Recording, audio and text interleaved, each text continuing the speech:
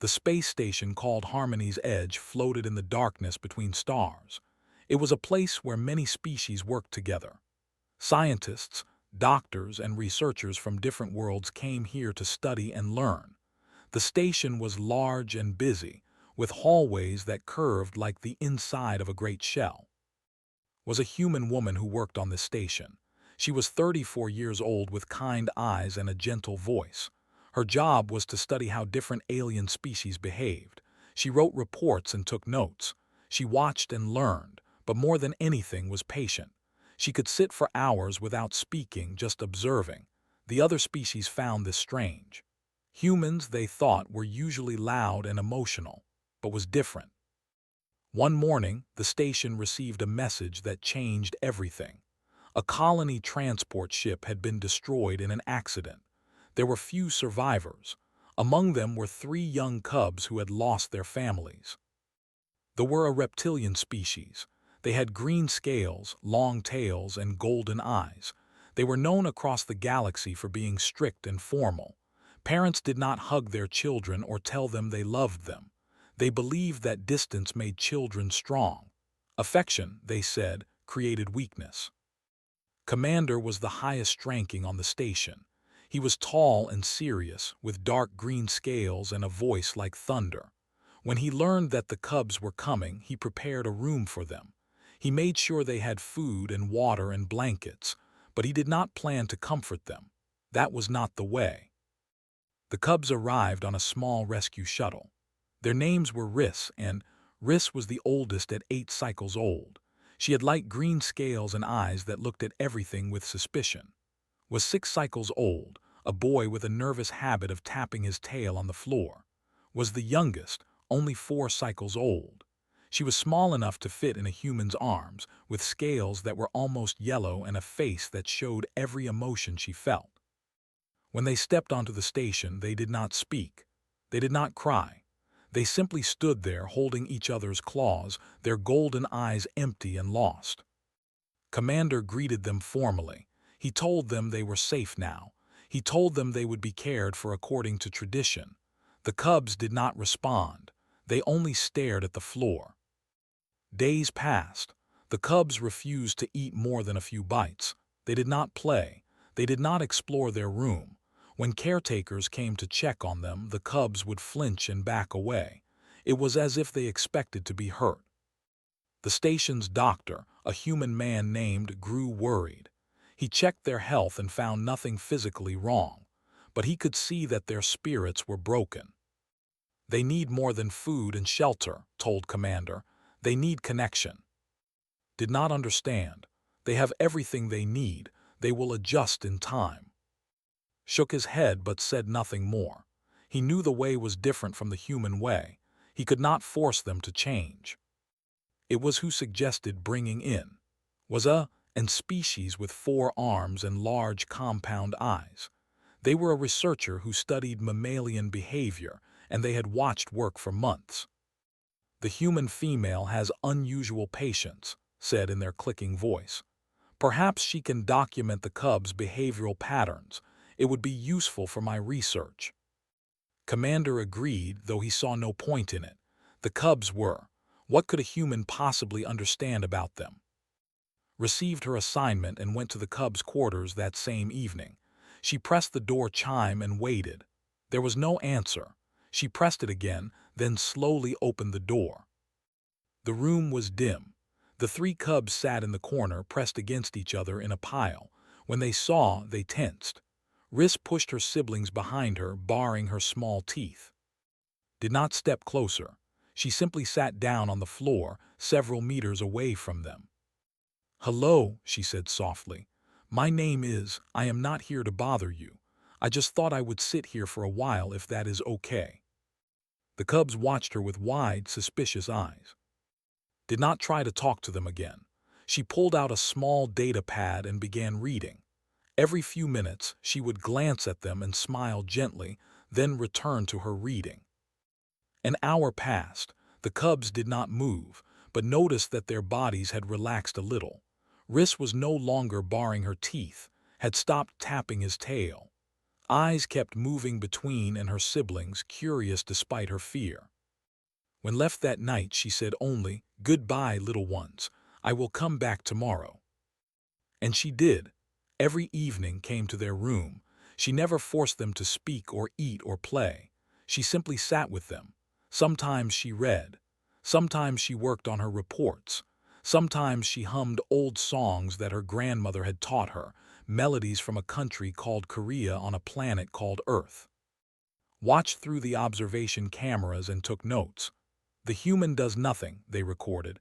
She sits, she hums, she smiles. This is inefficient. There is no observable progress. But was wrong. By the 5th day, the cubs had moved a little closer to where sat. By the 7th day, was watching with open curiosity instead of fear. By the 10th day, had stopped flinching when shifted position. And then on the 12th night, something happened. Was humming softly, her eyes on her data pad, when she felt something warm touch her hand. She looked down and saw standing beside her. The small cub had crossed the entire room to reach her. His heart nearly burst, but she kept her face calm. She did not grab the cub or speak loudly. She simply looked at and smiled. "Hello, little treasure," she whispered. His tail twitched. She did not run away. Instead, she sat down next to, close enough that their shoulders almost touched. From across the room, Riss and watched. They did not come closer that night, but something in their eyes had changed. The emptiness was giving way to something else, something that looked almost like hope. Stayed longer than usual that evening. When she finally left, she felt tears on her cheeks. Commander found her in the hallway. "You have been spending much time with the cubs," he said. His voice was not angry, only confused. "What do you do in there?" Wiped her eyes and smiled. "I wait," she said. "Wait for what?" "For them to be ready. For them to know that I am not going to hurt them. For them to understand that they are safe." Tilted his head. "This is not how raise young." "I know," said gently. "But perhaps there is more than one way to help a child heal." She walked away, leaving the commander standing alone in the hallway. He thought about what she had said for a long time. In their room, the 3 cubs huddled together as they always did, but for the first time since the accident was smiling. "The human is warm," she whispered to her siblings, "and she called me treasure." Riss said nothing. But that night she dreamed of her mother for the first time in weeks, and in the dream her mother was smiling too. The days on Harmony's edge moved slowly, like a river that knows it has far to travel. Continued her evening visits to the cubs' quarters. Each night she sat a little closer. Each night the cubs relaxed a little more. Was the bravest of the 3. She now sat beside every evening, sometimes leaning against the human's arm. Her scales were cool against skin, but there was a warmth in the little cub's eyes that made his heart feel full. Was more careful. He watched from a distance, his tail always tapping nervously. But one evening, when offered him a small, sweet treat shaped like a star, he crept forward and took it from her hand. He chewed it slowly, then looked at her with surprise. "It is good," he said quietly. These were the first words he had spoken since arriving on the station. Smiled. "I am glad you like it, little treasure." Riss remained the most guarded. She was the oldest and she felt responsible for her siblings. She watched constantly, looking for signs of danger, but she found none. The human never raised her voice. She never moved too quickly. She never demanded anything from them. Slowly, even Riss began to lower her walls. Doctor noticed the changes during his weekly health checks. The cubs were eating better. Their scales looked healthier. Their eyes were brighter. "Whatever you are doing," he told, "keep doing it." Laughed softly. "I am not doing much, just being there." "Sometimes that is everything," replied. The researcher continued to watch through the cameras. They were confused by what they observed. In culture, young were raised by the entire hive. There were strict schedules for feeding, teaching, and sleeping. Play was considered a waste of time. But this human sat with the cubs and did nothing productive. She just existed near them. Inefficient, muttered to themselves as they typed notes. Yet results are positive. This does not make logical sense. One evening, something unexpected happened. Arrived at the cub's quarters as usual, she pressed the door chime and waited. When no one answered, she opened the door and stepped inside. The room was empty. His heart jumped in her chest. She looked around quickly. The beds were empty, the chairs were empty, the bathroom was empty, the cubs were gone. She rushed to the communication panel and called Commander. Within minutes, alarms were sounding across the station. "Security breach," announced over the speakers.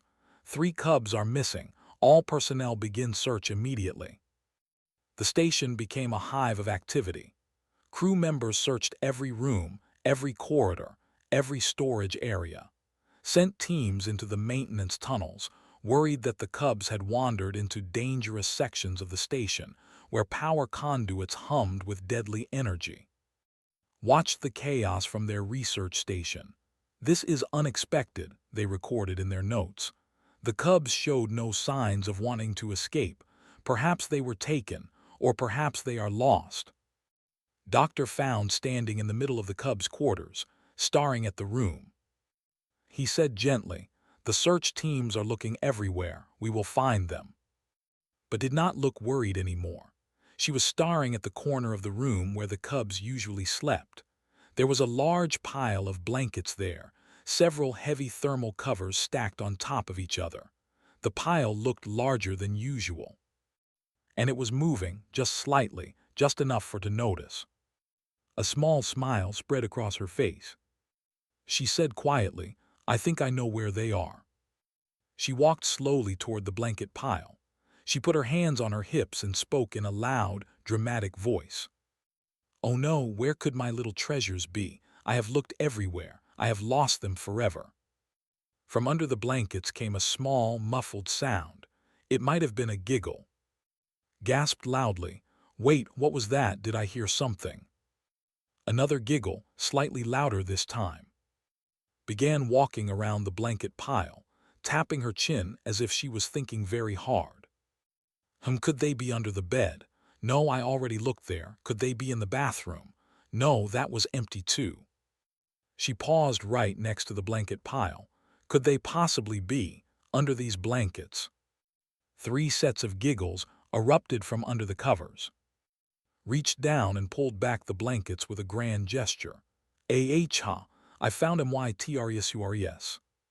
3 scaly faces looked up at her, eyes bright with joy, tails wagging like happy puppies. And wrists were curled together under the blankets and they were laughing. Dropped to her knees and pulled them all into a hug. "You silly little ones, you scared me. I thought I had lost you." "We were hiding," announced proudly, "and you found us." "You always find us," added, his tail tapping with excitement instead of nervousness. Even Riss was smiling, a rare and precious sight. Stood in the doorway, watching with amazement. He quickly called Commander and told him to cancel the search. When arrived at the room a few minutes later, he found sitting on the floor with all 3 cubs in her lap, tickling their bellies while they squealed with laughter. "What is the meaning of this?" demanded. "They hid on purpose." Looked up at him, still smiling. "They were playing a game. Human children play it too. It is called hide-and-seek." Scales rippled with confusion. "They hid so that we would search for them." "Yes. But why? That is illogical. If they wanted to be found, why hide in the first place?" Stepped forward. He had studied human-child psychology before he became a general physician. He understood what was happening here. "They hide because they want to be found," he explained. "It is not about escaping. It is about testing. They want to know that someone will look for them. They want proof that someone cares enough to search." Stared at the cubs, who were now showing their best hiding poses. "They wanted to be searched for. They wanted to be valued," said softly. She stroked his head gently. "Every child needs to know that they matter, that if they disappeared, someone would notice, someone would look, someone would not give up until they were found." She looked up her eyes serious despite her smile. Being found is not just about location, Commander. It is about love. When you search for someone, you are telling them that they are important, that they are worth the effort, that they are precious. Was silent for a long moment. He watched the cubs cuddle against, their small claws holding onto her clothes, their faces peaceful and happy. In all his years of raising young, he had never seen cubs behave like this. Tradition said that children should be independent. They should not cling. They should not need comfort. They should be strong on their own. But these cubs, who had lost everything, who had every reason to be broken and cold, were thriving under this human's strange methods. "I do not understand," finally said, "but I cannot deny the results." Nodded. "You do not have to understand, Commander. You just have to see. These children are healing. And they are healing because they know, finally, that someone will always look for them." Riss looked up with her golden eyes. "Will you play the game again tomorrow?" "Of course," promised. "And the day after that, and the day after that, I will always play with you, and I will always find you." Nuzzled deeper into his arms, "Because we are treasures." "Yes," whispered, kissing the top of her scaly head, "because you are my treasures." That night added a new entry to their research notes. Observation. Human concept of hide and seek appears to serve emotional bonding function. Cubs hide not to escape but to confirm attachment. Being found equals feeling valued. Human term for this, love. Paused, their compound eyes reflecting the light of the data screen. Addendum. Perhaps efficiency is not the only measure of success. In the cubs' quarters, 3 small slept peacefully, smiles on their scaly faces, dreaming of blankets and warmth and a human who would always, always find them. The game of hide-and-seek became a tradition on Harmony's Edge. Every evening, after their lessons and meals, the cubs would hide somewhere in their quarters, and every evening would search for them with dramatic gasps and silly questions and exaggerated worry. And every evening when she found them, there would be laughter and hugs and the sweet sound of happy cubs. But soon, the cubs became more creative with their hiding spots. One day, hid inside a storage container in the medical bay. Doctor nearly had a heart attack when he opened it to find a small grinning up at him. "Are you treasure finder?" asked hopefully. Blinked. "I am sorry, little one. I am just the doctor." His face fell. "Oh, then I will keep hiding." He closed the lid of the container and waited until arrived, following the clues that gave her. When she opened the container and shouted, "Found you, my treasure." His joy was so bright that had to turn away to hide his smile. The cubs had given a new name. They called her Treasure Finder. It was not a title she had asked for, but it was one she wore with pride. Other crew members began to notice the changes in the cubs. They were no longer silent shadows hiding in corners. They ran through the hallways, their claws clicking on the metal floors. They asked questions about everything they saw. They smiled at strangers, something that was very unusual for young. Nurse was a species that looked like large cats who walked on 2 legs. She had fur the color of autumn leaves and eyes like golden moons. At first, she had been skeptical of methods. "You let them play too much," she told one day in the medical bay. "In my culture, children must learn discipline first, then play." Nodded respectfully. "I understand. Every culture has its own wisdom, but these cubs have experienced great trauma. They lost their families, their home, everything they knew. Before they can learn discipline, they need to feel safe. They need to feel loved." His ears twitched, and playing games makes them feel loved. "Being searched for makes them feel loved," corrected gently. "The game is just the way they ask for that love." Thought about this for a long time. That evening, she found hiding behind a plant in the observation deck. The small cub looked up at her with worried eyes, clearly expecting to be scolded. Instead, sat down next to the plant and pretended to look around in confusion. I thought I saw something yellow over here, but I must have been wrong. There is nothing here but this plant. Giggled, a sound that made his heart unexpectedly warm. Oh, exclaimed dramatically. What was that sound? Could there be a treasure hiding here? When she pushed the leaves aside and found, the little cub launched herself into his arms. The nurse, known across the station for her strict manner, found herself laughing as she held the squirming, happy cub. You are a treasure finder too, announced, like. From that day on, joined the evening searches whenever she could. Continued their research, recording everything. The data was clear. The cubs showed improved health markers, better sleep patterns, and increased social engagement. But there was something else, something harder to measure. The cubs seemed happy. Not just content, not just surviving, but genuinely, deeply happy. One night found Riss hiding alone in the corner of the room. This was unusual. The three cubs almost always hid together.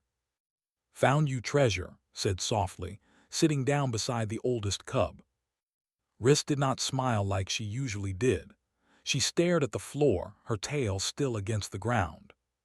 What is wrong, little one? Asked. For a long moment, Riss did not answer.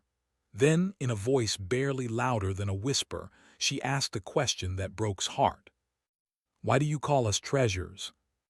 Tilted her head. Because that is what you are, precious things that I am lucky to have found. Riss finally looked up. Her golden eyes were full of pain that no 8-year-old should have to carry. In the language, Riss said slowly, the word for cub means unfinished one. We are not complete. We are not valuable. We are just pieces that have not been put together yet.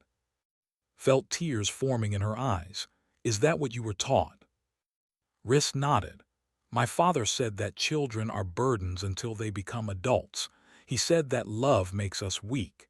He said that the only way to be strong is to need no one. She looked down at her claws. But he is gone now. My mother is gone, everyone is gone, and I needed them. I needed them so much. Does that mean I was weak? Could not hold back her tears anymore. They fell down her cheeks as she reached out and pulled Riss into her arms. No, she whispered fiercely. No, no, no, you are not weak. You were never weak. Needing others is not weakness. It is what makes us alive. She held Riss tight, feeling the cub's small body trembling against her. Your father was wrong, Riss.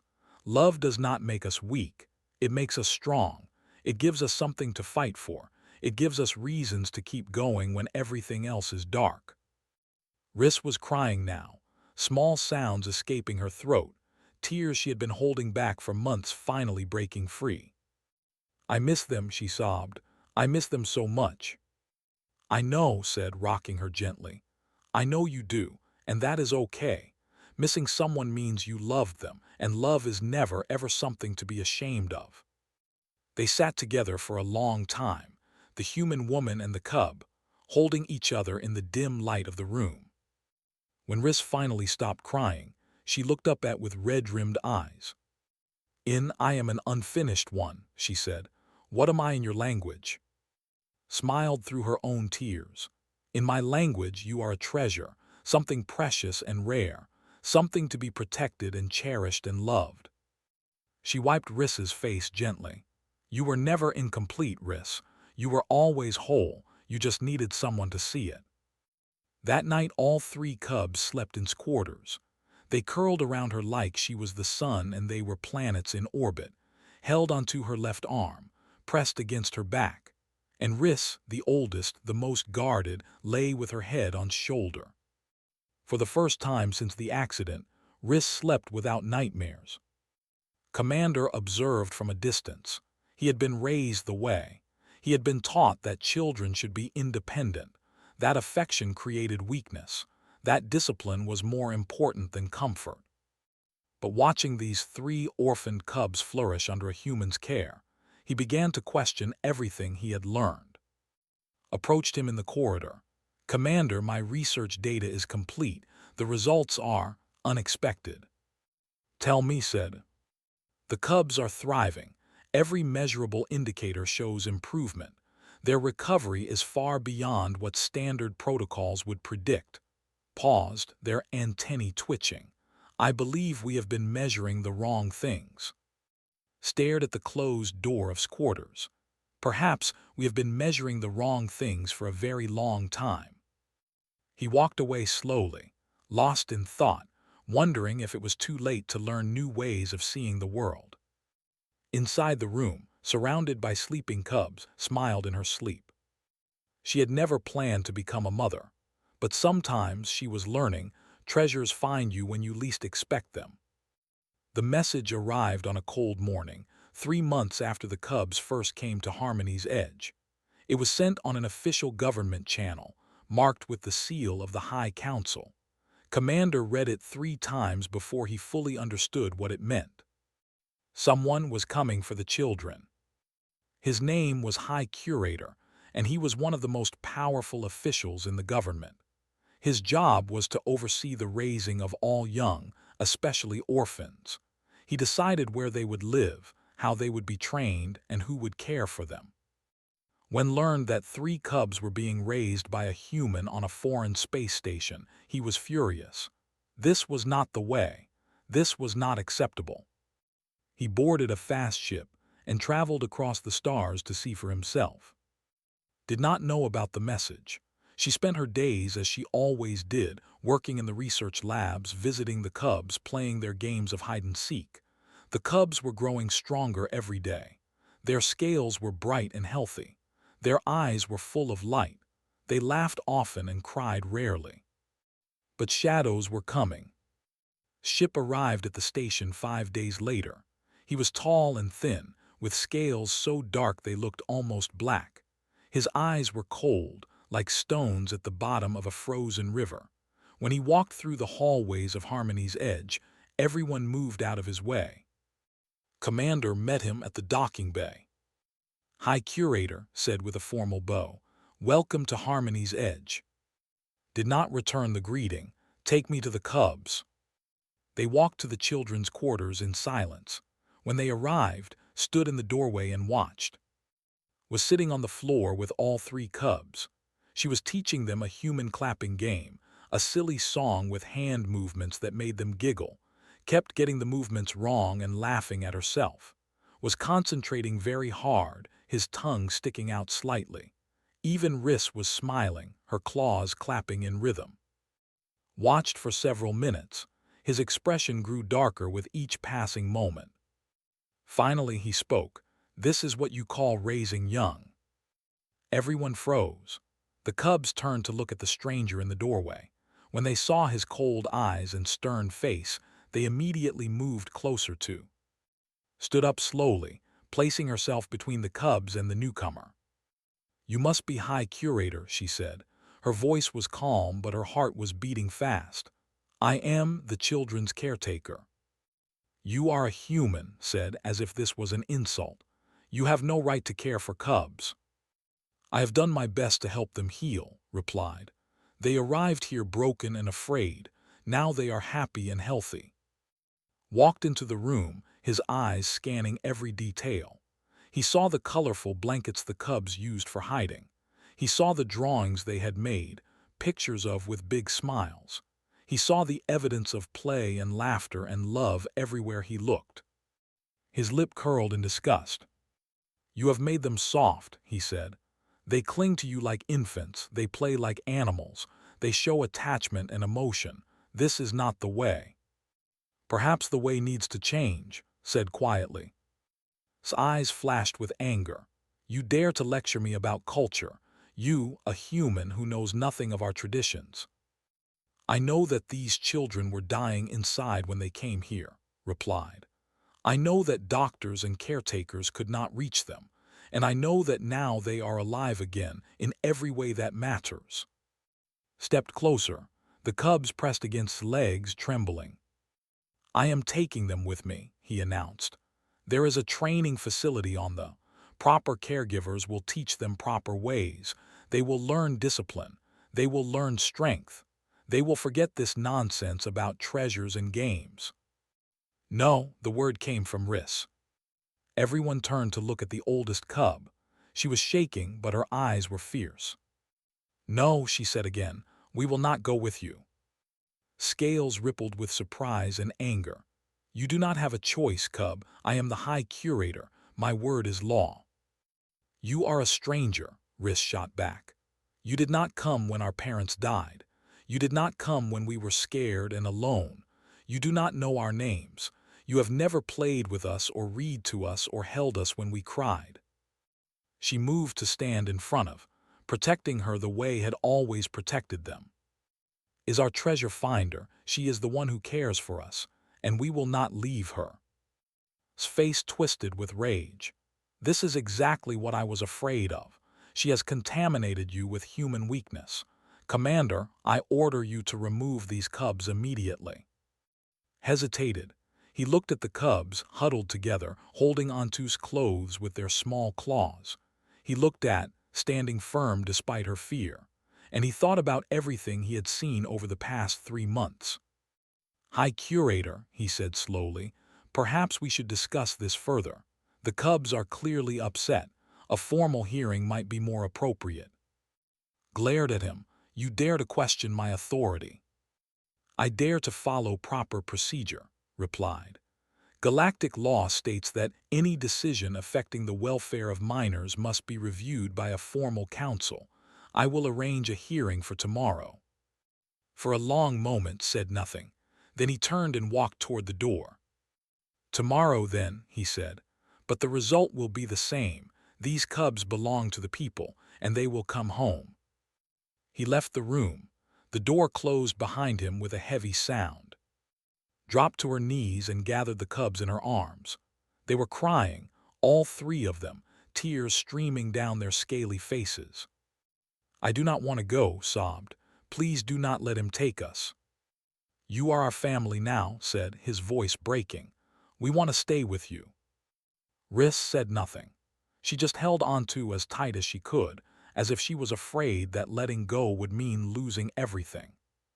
Held them close and whispered words of comfort, but inside she was terrified. The next morning the cubs were gone. Arrived at their quarters to find the room empty. She checked all their usual hiding spots. She checked the medical bay, the observation deck, the cafeteria. Nothing. This time it was not a game.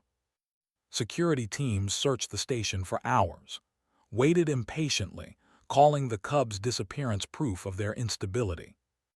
"You see," he said to the gathered crew, "this is what happens when children are raised without discipline. They run, they hide, they cannot handle difficult emotions." But Commander was watching. She was not panicking like she had the first time. She was thinking. "The cubs are not running away," she said slowly. "They are hiding." "What is the difference?" demanded. "When you run away, you do not want to be found," explained. "When you hide, you are waiting for the right person to find you." She turned to. "The search teams are not the right people. The cubs do not know them. They do not trust them. They are staying hidden because they are afraid of being found by the wrong people." "Understood. You think they will only come out for you." "I know they will." Scoffed. "Ridiculous. This is wasting time. Search more thoroughly." But raised his hand. "Let her try." Walked through the station alone. She did not search randomly. She thought about her treasures, about what they knew, about where they would feel safe. She found herself in the cargo bay, surrounded by tall stacks of supply crates. It was quiet here, dark and hidden from the busy corridors of the station. She sat down on the cold floor and spoke softly into the silence. "My treasures, are you here? It is me. It is your treasure finder." Nothing moved. "I know you are scared. I am scared too. But I need you to know something. No matter what happens, no matter what anyone says, I will never stop looking for you. I will search for you today and tomorrow and every day after that. Because you are my treasures, and treasures are meant to be found." She waited. Her heart beat loudly in her chest. And then slowly, 3 small shapes emerged from behind a stack of crates. Came first, running to and jumping into her arms. Followed, grabbing onto's leg. And finally Riss, the oldest, the bravest, walked forward with tears streaming down her face. "We knew you would find us," Riss whispered. We knew you would not give up. Held all three of them, her own tears falling freely. Never, she promised. I will never give up on you, never. Looked up at her with fierce eyes. She turned toward the doorway where had appeared, his face unreadable. She is our treasure finder, said clearly, her small voice echoing in the cargo bay. We stay with her. Said nothing, but something in his cold eyes flickered, just for a moment like a crack appearing in stone. Tomorrow, the hearing would decide their fate. But tonight held her treasures close and refused to let go. The hearing room was cold and bright. Long tables were arranged in a circle, with chairs for representatives from different species. At the center was an empty space where witnesses would stand to speak. Sat with the cubs on one side of the room. They pressed close to her, their small claws gripping her hands. Across from them sat High Curator, his dark scales gleaming under the lights. His face showed no emotion, but his eyes burned with certainty. Commander stood at the head of the room. He was the one who would lead the hearing, though he had no power to make the final decision. That belonged to the council. We are gathered here to discuss the future of 3 cubs, announced. Their names are Riss, and they have been in the care of a human for the past 3 months. High Curator has requested that they be transferred to a training facility on the. Stood up immediately. There is nothing to discuss. These cubs they belong with people. The human has filled their heads with strange ideas. She has made them soft and dependent. This is not healthy for their development. Wanted to respond, but gestured for her to wait. High Curator, we will hear from all witnesses before making any decisions, said. Please allow the others to speak. Sat down, clearly displeased. The first witness was the researcher. They walked to the center of the room on their 4 legs, their compound eyes reflecting the light. I have been observing the cubs since their arrival, said in their clicking voice. I have collected extensive data on their physical and psychological development. They activated a display screen that showed charts and graphs. When the cubs arrived, they showed severe signs of trauma. They refused to eat. They did not speak. Their stress hormones were dangerously high. Caretakers attempted to help them using traditional methods, but there was no improvement. Changed the display to show new charts. After began her intervention, everything changed. The cubs began eating within 2 weeks. They began speaking within 3 weeks. Their stress hormones dropped to normal levels within 1 month. Their cognitive function improved. Their social engagement increased. They showed signs of genuine happiness. Turn to face. By every measurable standard, these cubs are thriving. The data does not lie. Waved his hand dismissively. Numbers cannot measure strength of character. These cubs may appear healthy, but they have been weakened. They cling, they cry, they play foolish games. This is not how are meant to develop. The next witness was Doctor. He stood in the center of the room with his hands clasped in front of him. I have examined these cubs regularly since their arrival, he said. I agree with. From a medical perspective, they are healthier than most children I have treated. But I want to speak about something that cannot be measured in charts. He paused, gathering his thoughts. These cubs have experienced terrible loss. They watched their families die. They were alone in the wreckage of a destroyed ship. When they came here, they were empty. They had given up on life. His voice grew stronger. Did not just treat their bodies. She healed their souls. She gave them something to believe in. She showed them that they were valuable, that they were worth fighting for, that they were loved. This is not weakness. This is the foundation of strength. Looked directly at. How can a child become strong if they believe they are worthless? How can they face challenges if they have no one standing behind them? Love is not the opposite of strength. Love is what makes strength possible. Nurse spoke next. The tail swished nervously as she walked to the center of the room. I will admit that I was skeptical at first, she said. I thought was being too soft, but then I saw the cubs laugh. I saw them play. I saw them trust again. Her golden eyes met. I come from a culture that values discipline, but I have learned that discipline without love creates fear, not strength. These cubs are not weak. They are braver than any children I have ever known. They have faced death and loss and fear, and they have come out the other side with joy in their hearts. That is not weakness. That is a miracle. Finally, it was turn to speak. She walked to the center of the room slowly. The cubs watched her with wide eyes. She could feel their fear, their hope, their trust in her. "High Curator," she began, "you say that I have made these cubs soft. You say that attachment is weakness. You say that children should not play or cry or hug." She took a deep breath. "But I ask you this. What is the purpose of raising children? Is it to create soldiers who feel nothing? Is it to build machines that obey without question? Or is it to nurture living beings who will grow up to love, to create, to connect with others?" She turned to look at the cubs. "Ris, and are not weak. They are wounded warriors who have fought their way back from darkness. They have learned to trust again after being shattered by loss. They have found the courage to love again even though they know that love can bring pain." She faced once more. "That is not weakness. That is the bravest thing anyone can do." The room was silent. Then Commander stood up. He walked to the center of the room and faced the council. "I have something to say," he announced. "Something I never thought I would say." He turned to High Curator. "I was raised the way. I was taught that love is weakness. I was taught that children should be independent. I was taught that attachment is something to be avoided." His voice grew heavy. "And I believed it. For my whole life I believed it. I kept my distance from everyone. I never formed close bonds. I thought I was strong because I needed no one." He lowered his head. "But watching these cubs, watching care for them, I have realized something. I was not strong. I was empty. I was so afraid of being hurt that I never allowed myself to feel anything at all." He looked up again, his eyes bright with emotion. "These cubs have something I never had.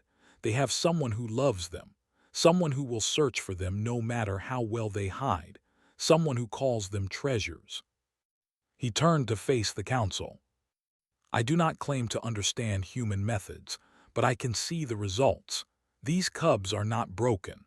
They are the most whole children I have ever seen, and I believe with all my heart that they should stay with the person who healed them." Stood up angrily. "This is nonsense. Tradition must be." "Tradition must serve the people," interrupted. "Not the other way around. If our traditions are hurting our children, then perhaps it is time to question those traditions." The council members looked at each other. They whispered among themselves. Finally, the head of the council, an elderly with silver scales, stood up. "We have heard the testimony," she said. "We have seen the evidence. The cubs clearly prefer to stay with the human, and the data shows that they are thriving under her care." She paused. "This council rules that the cubs will remain with. Furthermore, we are creating a new designation, Cross-Species Guardian Protocol. Will be recognized as the legal guardian of RIS, and—" The cubs erupted into cheers. They ran to and threw themselves into her arms. She caught them all, laughing and crying at the same time. Stood frozen for a moment. Then, without a word, he turned and walked out of the room. That evening, the entire station celebrated. Someone had decorated the cafeteria with colorful streamers. Music played from the speakers. Crew members from a dozen different species gathered to congratulate and the cubs. And then, someone suggested playing hide-and-seek. The cubs hid first, scattering throughout the cafeteria. And this time it was not just who searched for them, called out in their clicking voice, looking behind equipment. Doctor checked under tables with dramatic flair. Nurse sniffed around corners, pretending to use her senses. Even Commander joined in. His usually stern face softened with a small smile. One by one, the treasures were found, and each time the finder lifted them up and declared, "I found a treasure." When all three cubs had been found, they stood in the center of the room, surrounded by friends of every species. They were laughing, their scales bright, their eyes full of light. Knelt down and pulled them close. "You see," she whispered, "it is not just me anymore. Everyone here loves you. Everyone here will search for you. You have a whole station full of treasure finders now." Looked around at all the smiling faces. "We have a big family." "The biggest," agreed. Riss was quiet for a moment. Then she looked up with her golden eyes. "We hid because we knew you would find us," she said. "We hid because we trusted you." Kissed her forehead. "And I will always find you, always." Tugged on her sleeve. "Will you still call us treasures, even when we are grown up?" Laughed. "Even when you are old and gray, even when you have children of your own, you will always, always be my treasures." The celebration continued late into the night. There was food and music and laughter. There were stories shared between species who had never talked before. There were new friendships formed over cups of strange alien drinks.